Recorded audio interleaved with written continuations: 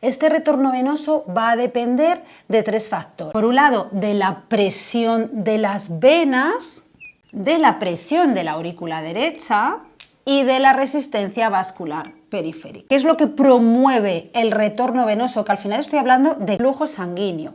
Lo que pasa que a diferencia del caudal en las arterias, que es desde el corazón hacia los capilares, en este caso es desde los capilares hacia el corazón. Entonces aquí lo que nos importa es esa diferencia de presión, lo que mueve cualquier caudal, cualquier flujo, que en este caso es la presión que hay en las venas con la presión que hay en la aurícula derecha. Y luego es inversamente proporcional a la resistencia vascular periférica. Como siempre, la resistencia del sistema se va a oponer al flujo sanguíneo. Entonces, primero, estamos representando este retorno venoso, como digo, frente a la presión de la aurícula derecha, pero solamente porque es que es la cavidad que recoge la sangre que proviene de las venas cavas, ¿no? De toda la circulación sistémica.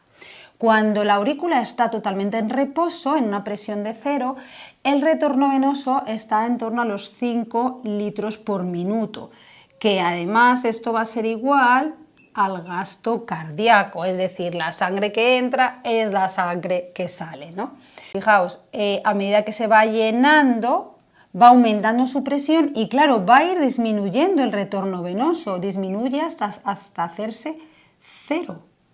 ¿Por qué se hace 0? Porque en este momento la presión de la aurícula ha igualado a la presión de las venas.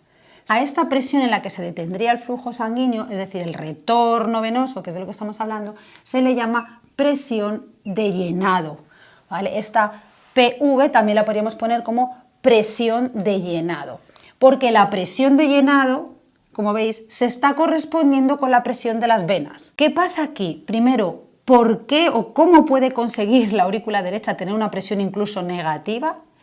Y segunda pregunta, ¿por qué eso no aumenta el retorno venoso de esta manera, ¿no? Va a haber presión negativa debido a la respiración. Fijaos que el corazón está metido dentro de la caja torácica. Cuando inspiramos, la bajada del diafragma y el ensanchamiento de la caja torácica va a generar una presión negativa dentro del tórax.